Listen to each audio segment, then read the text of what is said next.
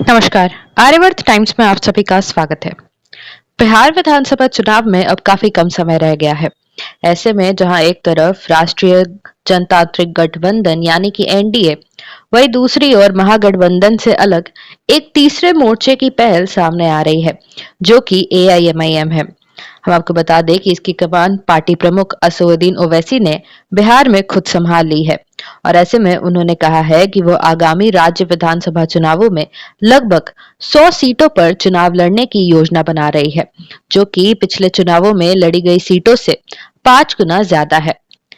ऐसे में पार्टी के इस ऐलान के बाद तेजस्वी यादव और राहुल गांधी के नेतृत्व वाले इंडिया गठबंधन का गेम बिगड़ सकता है।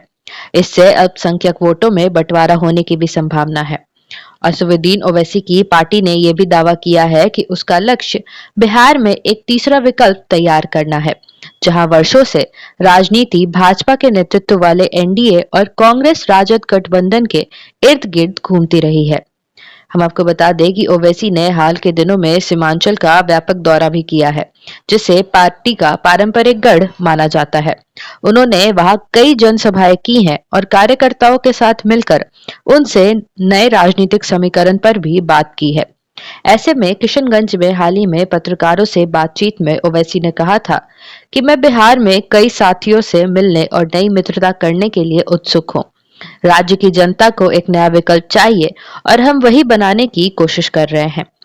गौरतलब है कि सीमांचल बिहार के पूर्वोत्तर हिस्से को कहा जाता है। इसमें 4 जिले कटिहार, किशनगंज, अररिया और पूर्णिया शामिल हैं और यह क्षेत्र मुस्लिम बहुल आबादी, गरीबी और विकास की कमी जैसे मुद्दों के कारण लंबे समय से राजनीतिक दलों के लिए आकर्षण का एक केंद्र रहा है। ऐसे में एआईएमआईएम की बात करें तो यहाँ इस पार्टी ने 2015 में पहली बार बिहार विधानसभा चुनाव में किस्मत आजमाई थी और पार्टी ने सीमांचल की 6 सीटों पर उम्मीदवार उतारे थे, लेकिन उसे कोई भी सफलता नहीं मिली थी। हालांकि किशनगंज के कोचाधामन विधानसभा सीट से पार्टी के उम्मीदवार और मौजूदा प्रदेश अध्यक्ष अखरतुल इमान को करीब 37,000 वोट मिले थे, जो कुल मतों का लगभग 26% था।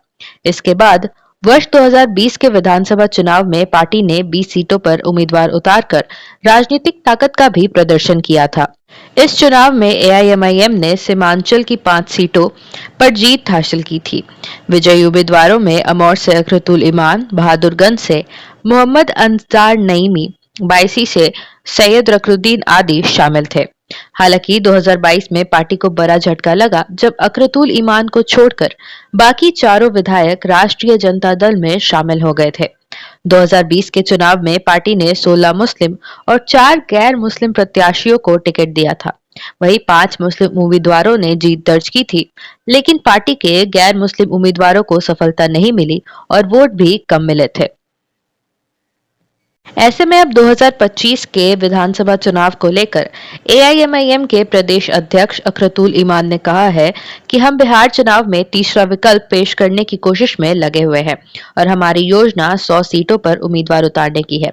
हमने राष्ट्रीय जनता दल प्रमुख लालू प्रसाद और महागठबंधन के नेता तेजस्वी यादव को पत्र लिखकर महागठबंधन में एआईएमआईएम के लिए कुछ सीटों की मांग की थी, लेकिन उन्होंने कोई रुचि नहीं दिखाई और चुनाव में जनता अब उनको इसका जवाब देगी। इसी के साथ उन्होंने कहा कि पार्टी इस बार सामाजिक न्याय और अल्पसंख्यक अधिकारों के मुद्दे पर भी चुनाव लड़ेगी तथा हम राजद और महागठबंधन दोनों को अपनी ताकत दिखाएंगे।